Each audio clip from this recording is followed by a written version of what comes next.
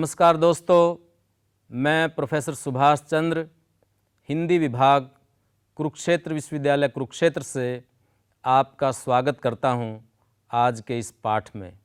आज के पाठ का विषय है संत काव्य धारा और कबीर।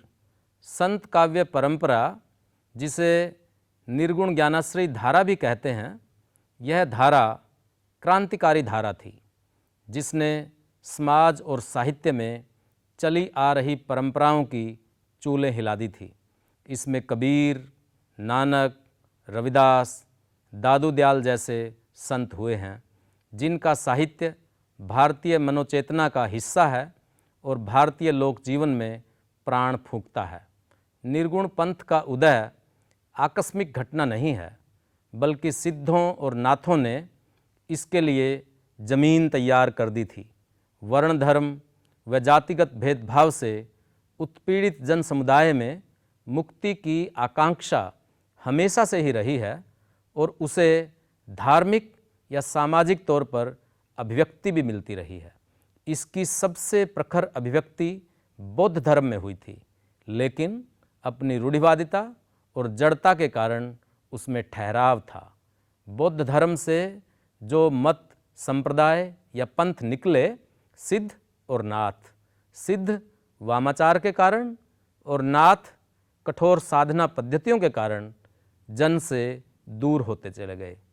ये वैचारिक तौर पर वर्ण व जाति की संरचनाओं को चुनौती नहीं दे पा रहे थे, व्यक्तिगत मुक्ति में उलझ कर रह गए थे।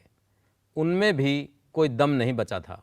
सिद्धों और नाथों के कमज़ोर होने से यह धारा मंद पड़ गई थी, लेकिन इस्लाम के परिचय से और उसकी धर्माचार्यों, विशेषतः सूफियों के समतामूलक निरअहंकारी व्यवहार ने बराबरी की आकांक्षा पैदा कर दी थी। इस्लाम के आने से निम्न वर्ग के भौतिक सामाजिक जीवन में कुछ बेहतर हुआ था, जिस कारण शहरों में स्थित कारीगरों में मुक्ति की छटपटाहट थी। उनको ऐसी विचारधारा की तलाश थी जो उनकी भावनाओं को, उनके सपनों को स्थान देती हो, और यह भावना निर्गुण मत ने उपलब्ध करवाई। दबा हुआ आक्रोश फूट पड़ा। ध्यान देने की बात है कि निर्गुण संत काव्य में अधिकांश संत कथित निम्न जातियों से आए थे और वे दस्तकार, कारीगर थे। यह कहना भी अतिशयोक्ति नहीं होगी कि निर्गुण भक्ति आंदोलन श्रमिक वर्गों की सांस्कृतिक अभिव्यक्ति थी। कबीर, रैदास आदि निम्न वर्ग के बौद्धिक थे, जो स्थापित वर्चस्वी वर्गों की बौद्धिक संरचना को, ज्ञान को और नैतिकता को चुनौती दे रहे थे। इस चुनौती की सर्वाधिक प्रखर अभिव्यक्ति हुई सामाजिक बराबरी की चाह में। सामाजिक विषमता व उसकी धार्मिक वैधता को प्रश्न चिन्ह लगाने का एक दर्शन उनको निर्गुण के दर्शन में दिखाई दिया। अपने जीवन के अनुभव के ज्ञान से शास्त्र के ज्ञान को चुनौती देते थे और उसके ज्ञान की खिल्ली उड़ाते थे। संत निरंतर सत्य की खोज में लीन रहते हैं, जिसे उन्होंने अजपा जाप कहा है। अपने हृदय में मानवीय गुणों के विकास के लिए अवतार, मूर्ति आदि किसी बाहरी सहारे की आवश्यकता ना हो। संतों की साधना में किसी बाहरी वस्तु की आवश्यकता नहीं है।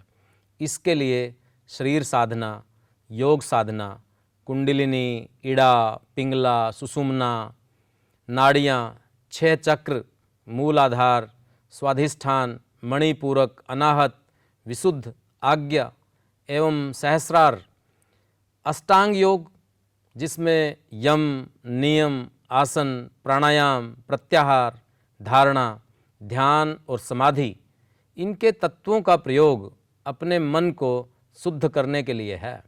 नामदेव, कबीरदास, गुरु नानक, गुरु रविदास, दादू दयाल, रज्जब, सुंदरदास, मलूकदास, अनेक संत हुए। गौर करने की ये बात है कि इन संतों का संबंध तत्कालीन समाज में निम्न कहे जाने वाली जातियों से था। इन्होंने परंपरागत वर्चस्वी सांस्कृतिक सत्ता को चुनौती दी। इनका संक्षिप्त परिचय देकर इसके विकास को हम समझ सकते हैं। संत नामदेव। संत काव्य की शुरुआत संत नामदेव ने की। संत नामदेव जी का जन्म महाराष्ट्र के पंढरपुर में हुआ। वर्तमान में इस गांव का नाम नरसी नामदेव है। इनके पिता का नाम दमशेटी और माता गोनाबाई जिला सतारा के गांव नरसी भामणी के निवासी थे। उन्होंने देश की यात्राएं की और 20 साल पंजाब के गुरदासपुर ज़िले के घुमाण गांव में रहे। गुरुद्वारा नामदेव अथवा देहुरा साहिब नाम से इनके शिष्य बोहरदास रचित स्मारक नामदेव का यशोगान कर रहा है। संत नामदेव ने मराठी, हिंदी और पंजाबी में काव्य रचना की। गुरु ग्रंथ साहिब में इनके 61 पद, 3 श्लोक, 18 रागों में संकलित हैं। उनके पिताजी छिंपे या दर्जी थे जो कपड़ों की सिलाई का काम करते थे। गज, सुई, धागे के माध्यम से अपने दर्शन को उद्घाटित किया। हठ योग की, कुंडलिनी योग साधना और प्रेमा भक्ति दोनों का वर्णन इनकी वाणी में है। व्रत, तीर्थ आदि बाह्याडंबर का खंडन तथा नाम स्मरण एवं गुरु के प्रति आदर भाव विद्यमान है। इन्होंने ईश्वर की भक्ति और गृहस्थ जीवन की श्रेष्ठता पर जोर दिया।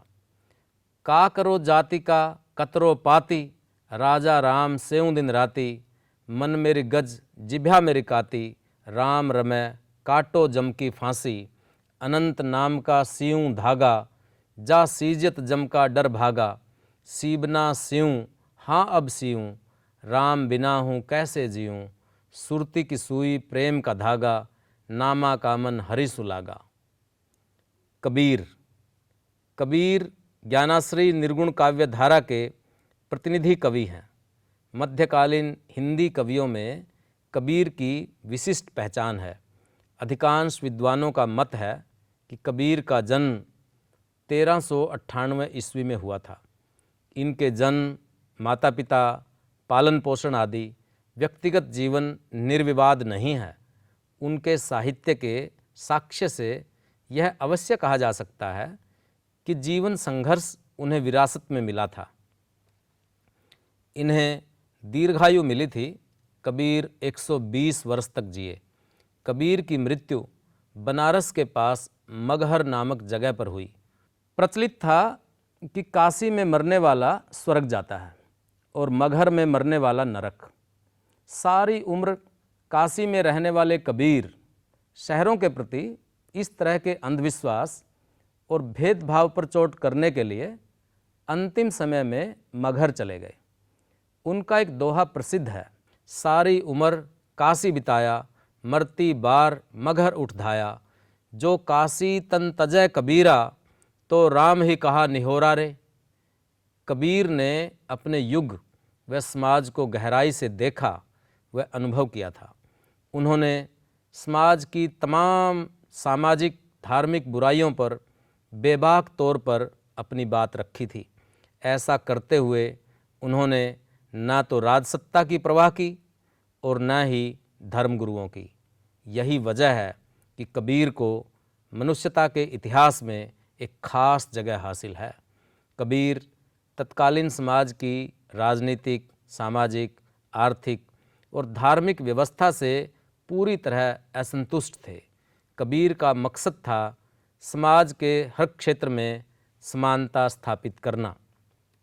धनी और निर्धन में इतनी असमानता ना हो कि एक के पास दौलत के ढेर लगे हों, दूसरा पेट भरने के लिए दाने दाने को मोहताज हो। वे कहते थे कि सबके पास इतना हो कि वह खुद भी भूखा ना रहे और उसका मेहमान भी भूखा ना जाए। साईं इतना दीजै जामै कुटुम समाए, मैं भी भूखा ना रहूं, साधु न भूखा जाए। वे संचय की प्रवृत्ति के खिलाफ थे। अमीर व गरीब वर्गों में विभाजित समाज में गरीब का सम्मान नहीं होता, इसलिए वे बराबरी की स्थापना के पक्षधर थे। निर्धन आदर कोई न देई, लाख जतन कर अहुचित न धरई।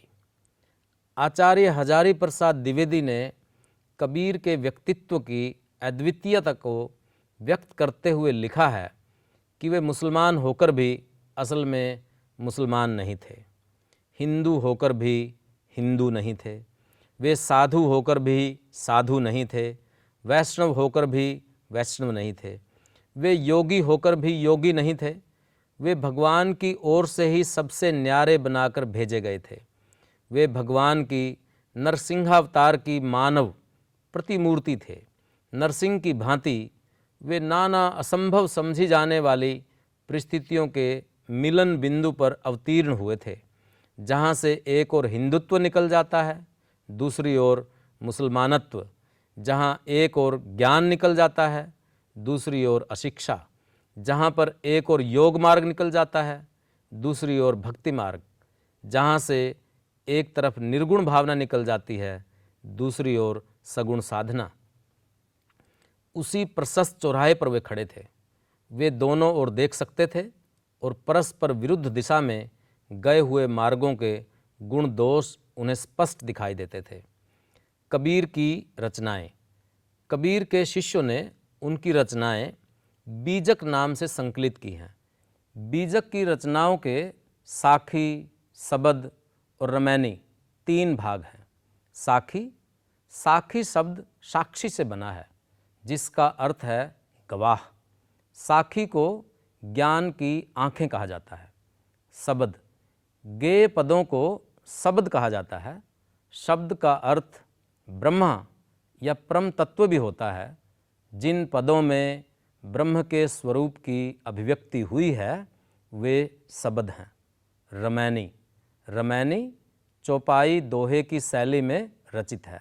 रमैनी में जीव, जगत आदि विषयों पर विचार किया गया है। कबीर का काव्य उनकी सामाजिक आलोचना के कारण महत्वपूर्ण है। उन्होंने परंपरागत तौर पर प्रतिष्ठित मतांतरों और धार्मिक पाखंडों की जमकर आलोचना की। हिंदुओं और मुसलमानों दोनों के पाखंडों पर करारा प्रहार किया। कबीर आंखिन देखी कहते थे, बिना लाग लपेट के। पंडित वाद बदनते झूठा कहकर शास्त्र ज्ञान को चुनौती दी। अनुभव ज्ञान को मान्यता प्रदान की। शास्त्र से हटकर लोक को महत्व दिया और मानववाद की प्रतिष्ठा की। कबीर अपने अनुभव और विवेक बुद्धि पर विश्वास करते हैं, न कि शास्त्रोक्त मतों पर। कबीर का काव्य रूढ़िवाद के विरुद्ध अस्वीकार के साहस की अभिव्यक्ति है। कबीर की भक्ति व्यक्तिक होकर नहीं रह जाती, बल्कि उसके केंद्र में सामाजिकता है। अपने समाज के हालात देखकर कबीर की संवेदना रो उठती है। सुखिया सब संसार है, खावे और सोवे, दुखिया दास कबीर है, जागे और रोवे। कबीर ने हिंदुओं के पुरोहितवाद और मुसलमानों के कठमुल्लापन को नहीं बख्शा। सभी धर्मों के बाह्याचारों का समान रूप से खंडन करते हुए नमाज, प्रार्थना, हज, तीर्थ, व्रत, रोजा को अस्वीकार किया। कबीर के निर्गुण निराकार की यह धारणा अद्वैतवाद के निकट है। पत्थर की मूर्ति पूजा से उन्होंने आटा पीसने वाली चक्की को श्रेष्ठ माना और मुसलमानों द्वारा दिन में रोज़ा रखने के बाद रात को पशु हत्या जैसे कृत्यों का पुरजोर विरोध किया। पाहन पूजे हरि मिले तो मैं पूजूं पहाड़, ताते ये चाकी भली पीस खाए संसार। कबीर ने अवतारवाद का बराबर खंडन किया। कबीर का मानना है कि परमात्मा एक है, वह कण कण में व्याप्त है, सभी उसी ईश्वर के अंश हैं। जो इनमें भेद करते हैं वे झूठे हैं, वे सच्चाई को नहीं जानते। ईश्वर को दो मानना लोगों में भ्रम को फैलाना है। हिंदू के ईश्वर और मुसलमान के अल्लाह एक ही हैं। एक ही ईश्वर के अनेक नाम हैं। भाई रे दुई जगदीश कहाँ ते आया, कहू कोने भरमाया। अल्लाह राम करीम केशव हरि हजरत नाम धराया, गहना एक कनक ते गढ़ना, इनमें भाव न दूजा, कहत सुनत को दुई कर थापै, एक नमाज एक पूजा, वही महादेव वही मोहम्मद, ब्रह्मा आदम कहिए, को हिंदू को तुर्क कहावै, एक जिमी पर रहिए, वेद किताब पढ़े वे कुतबा, वे मौलाना वे पांडे, बेगर बेगर नाम धराए, एक मटिया के भांडे। कबीर के राम शास्त्रों, पुराणों और महाकाव्यों के राम नहीं हैं। कबीर का राम दशरथ का पुत्र राजा राम नहीं है। कबीर ने निर्गुण निराकार ब्रह्म को राम कहा है। दशरथ सुत तिहुँ लोक बखाना, राम नाम का मर्म ना आना, निर्गुण राम जपु रे भाई। कबीर ने समाज को निर्गुण भक्ति का वह रास्ता दिखाया जिसमें सभी मनुष्य समान हैं और एक ईश्वर के बंदे हैं। भ्रम जाल में फंसे समाज में चेतना का संचार किया। इससे मानवता के स्तर पर प्रेम और भाईचारे की सृष्टि होती है।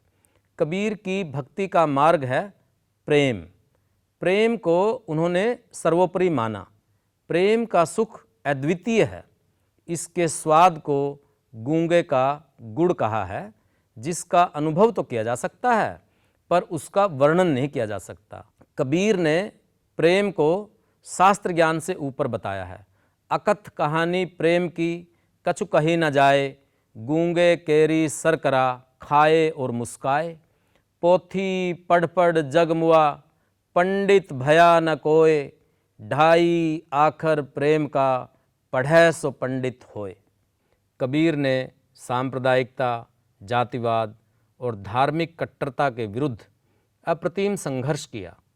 कबीर धार्मिक और जातिगत कट्टरता को समाज में भेदभाव और द्वेष का कारण मानते थे। कबीरदास धर्म के बाहरी आडंबरों और दिखावों से दूर हटकर धर्म के मर्म को पहचानते थे। बाहरी कर्मकांडों को छोड़कर धर्म की शिक्षाओं के पालन करने पर जोर देते थे। उनका कहना था कि दुनिया पागल हो गई है, सच्ची बात कहो तो मारने को दौड़ती है, झूठ पर विश्वास करते हैं। हिंदू राम का नाम लेता है और मुसलमान रहमान का, और दोनों आपस में इस बात पर लड़ते मरते हैं, लेकिन सच्चाई से कोई भी परिचित नहीं है। साधो देखो जग बोराना, साँच कहूँ तो मारन धावै, झूठे जगपति आना। हिंदू कहे मोहि राम प्यारा, तुर्क कहे रहमाना, आपस में दो लड़ लड़ मुए, मरम कोई ना जाना। वे यह मानने को तैयार नहीं थे कि मनुष्य जन्म से ही छोटा या बड़ा होता है। मानवीय बराबरी व भाईचारे में उनका विश्वास था। छुआछूत को ईश्वरीय विधान नहीं बल्कि सामाजिक शोषण की विचारधारा की उत्पत्ति मानते थे। वह ब्राह्मण से पूछते हैं कि अगर तू जन्म से ही ब्राह्मण है तो तुम्हारा जन्म उसी तरह क्यों हुआ जैसे एक शूद्र का होता है। इसी तरह वे मुसलमान से पूछते हैं कि यदि जन्म से मुसलमान हो तो माँ के पेट में ही सुन्नत क्यों न करा ली। जे तू बामन बामनी जाया तो आन बाट काहे ना आया, जे तू तुर्क तुर्क ने जाया तो भीतर खतना क्यों न कराया।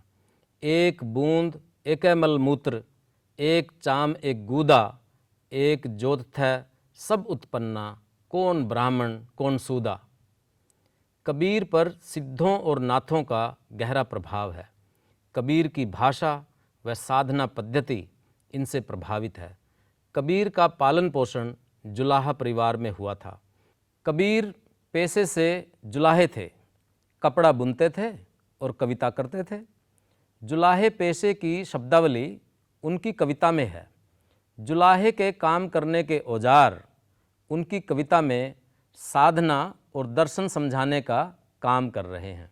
झीनी झीनी बीनी चदरिया, काहे का ताना काहे के भरनी, कौन तार से बीनी चदरिया, ईड़ा पिंगला ताना भरनी, सुखमन तार से बीनी चदरिया, 8 कमलदल चरखा डोलै, 5 तत्वगुण 3 चदरिया, सांको सियत मास 10 लागे, ठोक ठोक के बीनी चदरिया, 100 चादर सुरनर मुनि ओढ़ी, ओढ़ के मैली कीनी चदरिया, दास कबीर जतन से ओढ़ी, ज्यों की त्यों धर दीनी चदरिया। कबीर की कविता में व्यंग की प्रधानता है। उनके मर्मभेदी व्यंग बाण उनकी कविता और भाषा को उच्च शिखर पर ले जाते हैं। कबीर ने न तो काव्यशास्त्र का अध्ययन किया था और न ही वे किसी भाषा के पंडित थे। उनके पास मानवीय प्रेम की उत्कट भावना और काव्य की सहज प्रतिभा थी। कबीर की भाषा को सद्धुकड़ी कहा जाता है। इसमें राजस्थानी, पंजाबी, खड़ी बोली के शब्दों की प्रचुरता है। यह भाषा अनगढ़ है, लेकिन इसकी मार्ग क्षमता अचूक है। कबीर ने जो कहना चाहा है, इस भाषा के माध्यम से कहा है। भाषा की सीमाएं कबीर की सीमाएं नहीं बनी हैं। आचार्य हजारी प्रसाद द्विवेदी ने कबीर के भाषा व्यवहार की शक्ति को पहचानते हुए उन्हें भाषा का डिक्टेटर कहा। कबीर पर अक्खड़ता का आरोप लगाया जाता है, लेकिन वे एक बेहद सहृदय, संवेदनशील व मानवीय कवि हैं। शोषितों, उत्पीड़ितों के प्रति उनकी प्रतिबद्धता में मानवीय करुणा विद्यमान है। वे करनी कथनी में अंतर रखने वालों के प्रति तीखे शब्दों का जरूर प्रयोग करते हैं। कबीर की भाषा में भक्त की मस्ती है तो सुधारक का विद्रोही व्यंग भी है। साधारण भाषा में गूढ़ ज्ञान तथा उल्टे अर्थों वाली उलट बांसियां भी कबीर ने रची हैं। रूपकों, प्रतीकों और संकेतों का उपयोग कबीर की भाषा में भरपूर मिलता है। कबीर की उलट बांसियां प्रसिद्ध हैं। उलट बांसी का सामान्य अर्थ है उल्टी बात। उलट बांसी को कबीर ने इसलिए उल्टा वेद कहा है। इन उलट बांसियों में भी कबीर का गहन ज्ञान निहित है। उलट बांसियां अंतःसाधनात्मक अनुभूतियों को असामान्य प्रतीकों में प्रकट करती हैं। अर्थ खुलने पर ही ये समझ में आती हैं। इसमें विरोध के द्वारा उक्ति का चमत्कार पैदा किया जाता है। जैसे एक अचंभा देखिया बिटिया जायो बाप। गौर करने की बात है कि बेटी के बाप पैदा होना असंभव है। इस उक्ति का सही अर्थ कबीर के जीवन दर्शन के परिप्रेक्ष्य में समझा जा सकता है। यहाँ बेटी आत्मा है और बाप परमात्मा। इस तरह उलट बांसियों में अर्थ का चमत्कार प्रस्तुत किया जाता है। कबीर ने अपनी भावना को मूर्त रूप देने और वाणी में कुतूहल और विस्मय पैदा करने के लिए प्रतीकों का प्रयोग किया है। कबीर की प्रतीक योजना बहुत प्रभावी है। सिद्धों, नाथों के समय के प्रतीकों का अपने काव्य में प्रयोग किया है और अपने समय के समाज और जीवन से सर्वाधिक प्रतीक जुटाकर अपने काव्य में प्रभावशाली अभिव्यक्ति दी है। कबीर का काव्य कथ्य और शिल्प दोनों दृष्टियों से महत्वपूर्ण है। यह सच्चे अर्थों में ज्ञानाश्रयी भक्ति काव्य का प्रतिनिधित्व करता है। मनुष्य जीवन और समाज की शाश्वत सच्चाइयाँ निहित होने के कारण कबीर के मुक्तक जनसाधारण की जुबान पर भी चढ़ जाते हैं। जीवन के गहरे अनुभवों से उपजा यह काव्य अंतः व बाह्य दोनों स्तरों पर प्रभावित करता है। देश और काल की सीमाओं का अतिक्रमण करने वाला कबीर का काव्य वर्तमान समय में भी सार्थक और प्रासंगिक बना हुआ है। कबीर की अनुपम विशेषता है उनका इतिहास बोध। अपने समय के अंतर्विरोधों को कबीर ने पहचाना और चित्रित किया। हिंदुओं और मुसलमानों के धार्मिक आडंबरों की समान रूप से आलोचना करके मानवता, भाईचारे और समानता के मूल्यों की स्थापना के प्रयास किए। कबीरदास ने जात पात, बाहरी आडंबरों का विरोध किया। हिंदुओं और मुसलमानों में एकता के प्रयास किए। उन्होंने आंतरिक शुद्धता पर जोर दिया और आचरण की पवित्रता को महत्व दिया। उन्होंने कहा कि हिंदू व मुसलमान की पहचान किसी कर्मकांड में नहीं है। जिसका ईमान दुरुस्त है वही सच्चा हिंदू और मुसलमान है। सो हिंदू सो मुसलमान जिसका दुरुस्त रहे ईमान। अपनी संकीर्णताओं और अहंकार को त्याग कर ही कबीर पथ का राही बना जा सकता है। कबीरा खड़ा बाजार में लिए लुकाठी हाथ, जो घर जाले आपना वो चले हमारे साथ। धर्म और जाति के नाम पर हमारे देश में जातिवाद और सांप्रदायिकता की आग वर्तमान में मानवीय उपलब्धियों को भस्म कर रही है। धार्मिक अंधविश्वासों और कर्मकांडों का बोलबाला है। ऐसे में कबीर का काव्य और अधिक सार्थक व प्रासंगिक हो उठता है। दोस्तों, आज हमने अध्ययन किया कबीर और संत नामदेव के जीवन और उनके साहित्य की विशेषताओं के बारे में। अगले पाठ में हम पढ़ेंगे संत काव्य के दूसरे कवियों के बारे में। तब तक के लिए धन्यवाद।